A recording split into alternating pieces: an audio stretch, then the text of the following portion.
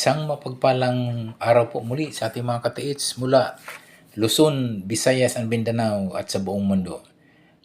Bago ako mag-umpisa mga katiits, I endorse you na mayroon tayong isang katiits na gumagawa ngayon ng treasure hunting equipment, proudly Philippine-made mga katiits. Isang taga somewhere in Mindanao, si Mr. Rolly Adlaon Look mga katiits. Ito'y gumagawa po ng Japanese wand, aurameter, and scanner locator mga katiits. So mga katiits, yung kanyang mga obra, mga gawa mga katiits na treasure hunting equipment ay talaga namang proven na mga katiits. So yung kanyang ngayon ay in demand na scanner locator na mayroon ng history na mayroon ng nakahits na 8 katiits po nating treasure hunter na nakahits po na ng items mga katiits. Yung huli mga katiits na may nakakuha po ng 2 Burma gold bars somewhere in Davao de Oro mga katiits. Gamit lamang po ng EBS scanner locator ni Mr. Rolly Adlaon Look mga katiits. So yung mga gustong mag-avail, gustong bumili ng kanyang mga treasure hunting equipment, ito po ay mura at siyempre presyong Pinoy at gawang Pinoy mga katiits. Pwede niyong i-PM si Mr. Rolly Adlaon Look sa kanyang, mayroon itong YouTube channel na Turukan TH Explorer. Pwede kayo mag-comment doon. Pwede rin yung i-PM sa kanyang Facebook page mga katiits. Si Rolly Adlaon Look mga katiits. Kung gusto niyo bumili ng kanyang mga treasure hunting equipments mga katiits. Yung kanyang treasure hunting equipment, meron siyang Japanese wand, aurameter, and scanner locator. So mga katiits, meron naman tayong isang pinadalang picture mula sa ating katiits, nagpatulong magdecode. Tulungan po natin. Comment lang po kayo sa aking comment section para matulungan po natin yung ating katiits na nagpapatulong i-decode. So ito isang stone marker mga katiits na ito'y triangle shape mga katiits, yung kanyang hugis na isang batong triangle at ito mga katiits ayon sa kanya ay nasa medyo nasa bundok po ito mga katiits, yung isang triangle at medyo naka-oscillate lang ito mga katiits mula sa lupa. Siguro may mga 0.5 meters mga katiits. So kalahating metro ang kanyang pagkalabas dun sa lupa at ang kanyang hugis mga katiits ay isang triangle shape mga katiits. So tulungan po natin pag-decode mga katiits para paano i-locate yung items, possible items po ng treasure marker sign na ito mga katiits. So unang-una mga katiits ay ate pong i-check po mga katiits yung mismong triangle mga katiits, triangle shape. Pwede po nating i-check yung mga katiits yung mismong kinalalagyan ng po yung triangle stone marker nito mga katiits. Gamitan nyo po ng kung meron kayong dalang metal detector, hagurin nyo po yung mismong katawan ng triangle stone. Then kung mayroong scanner locator, maganda rin yun kasi pwede pong talagang makasagap ng malakas po yung scanner locator. So gawin natin mga katiits yung itong stone marker nito.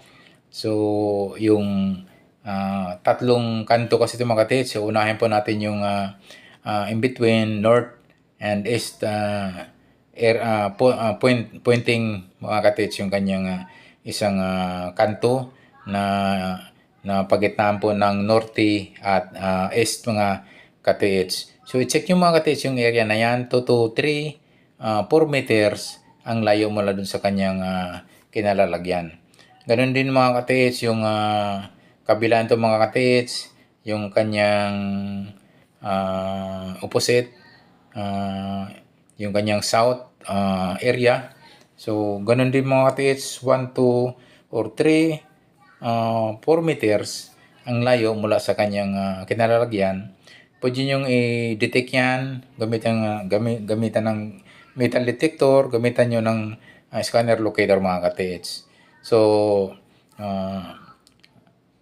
tingnan nyo lang po yung baka mayroon pong mga mas mga malapit po na mga bato rin mga ka-TH na pwedeng magawing countersign mga ka-TH. I-check nyo na hindi kalayuan 2 to 3 meters mga ka-TH, baka mayroong mga bato na pwedeng maging countersign upang mag-pinpoint po sa items po na ating ilolocate ngayon mga ka-TH. So ito yung pangatlo mga ka-TH, yung pangatlong corner mga ka-TH, yung going in between po ng north and west mga ka-TH. So i-check nyo, i-detect nyo rin yan mga ka-TH mula sa kanyang kinalalagyan, 1 meter to 4 meters mga ka-TH. I-detect nyo ng metal detector or scanner locator mga ka-TH, yung tatlong sulok na yun mga ka-TH. So yun yung unang assessment po natin na posible po na nasa ganyang layo lamang po ang kanyang kinalalagyan. Kasi nga kung ito yung mga ka-TH, kung mag-isa lang ito mga ka-TH sa area na walang mga kalapit na pwedeng magiging countersign mga ka-TH, kung wala ba itong puno, kasi yung medyo maliit lang yung pagka-picture nito, hindi ganong malawak yung kanyang kuha. Hindi po natin malaman kung mayroong mga malapit na mga bato ito ba o may punong kahoy, may old century tree na mas malapit dito. Pwedeng isa rin sa countersign marker yon. So kung wala naman mga ka-TH, so yung tatlong anggulo lang mga ka-TH ang pupokus tayo mga ka-TH.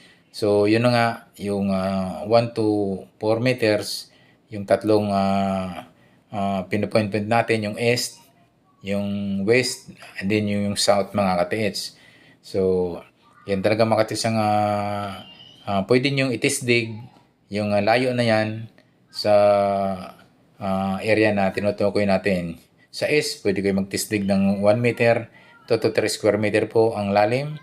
Pwede kayo magtisdig din sa bandang west, 2 to 3 or 4 meters ang yung layo, distance at ang lalim ay pwedeng 1 meter hanggang 2 meters pwede kayo magtisdig. Then same po din sa kanyang south area mga ka-TH. So ang problema kasi mga ka-TH, kung ito yung ating mga ka-TH na walang treasure hunting equipment, ay napakahirap po kung magre-rely lang po tayo sa decoding, sa pagbabasa po ng kanyang sign and markers, at medyo pahirapan talaga mga ka-TH kasi nga ang gagawin kasi natin yan, testig po tayo. At unlike na mayroon tayong metal detector, mayroon tayong scanner locator, madali pong ma-detect, madali pong mahanap yung item na hinahanap po natin. So, itong kabuuan ng marker sign na ito, isang triangle sign, ay magandang markers po ito mga ka-TH kasi nga mahilig yung mga Japanese na mga itong triangulation mga shape mga ka-TH. So, posible nga mga ka-TH ito'y may possible items po sa paligid niya. Harinawa yung makita nyo mga ka-TH, yung sundan nyo lang po yung guide na aking binibigay po sa inyo ngayon. Baka pa may magko-comments po ng mga ka-TH po natin. Tulungan po natin mga ka-TH, comments lang po sa comment section upang matulungan po natin yung nagpadala po nitong picture po na hugis triangle mga ka-TH. So, yun nga mga ka-TH, tandaan nyo lang, bandang east, 1 to 3 meters, pwede na yan, distansya. Pwede nyo yung itisdig, pwedeng lalalim siya ng 1 meter mga ka-TH. Then mga ka-TH, yung kanyang countersign, bandang west mga ka-TH, pwede nyo itisdig niyan ng 1 to 3 meters din ang layo mula sa kinalalagyan po ng itong triangle marker na ito mga na stone marker. Ang i-testig nyo po mga katiits mula dun sa kanyang kinalalagyan. 1 to 3 meters ang layo. Ganun din mga katiits yung itong kanyang bandang south mga katiits, south point area. So same layo mga katiits mula sa kanyang kinalalagyan, 1 to 3 meters, itisdig nyo mga katiits yan. So yun lang talaga mga katiits, kapag wala tayong gamit, wala tayong treasure hunting equipment, ay tistig ng tistig lang talaga yung ating magagawa mga katiits. Not unlike na mayroon kang metal detector, mayroon kang scanner locator, madali pong makita, madali pong maditig, madali pong malaman kung saan po yung mga area na possible na kanilang linalagay po yung items na yan mga katiits. So mga katiits, maraming salamat pala sa inyo sa pagsuporta po yung aking YouTube channel. Sa nawa kayo, hindi kayo magsasawa sa support sa aking maliit na channel pala mga katiits. So yung norte pala mga katiits, kanya ganun din so huwag niyong kalimutan yung apat na anggelo, east, west, south and north mga katiits. So muli mga katiits, ang aking sana po ay nakatulong ako mga katiits sa isang padala po na katiits po natin na picture na isang hugis triangle na kanyang pinadikit po mga katiits. So ito mga katiits, maraming salamat po sa inyong lahat. Thank you for watching. Yung bago pa lang sa aking YouTube channel, don't forget to subscribe.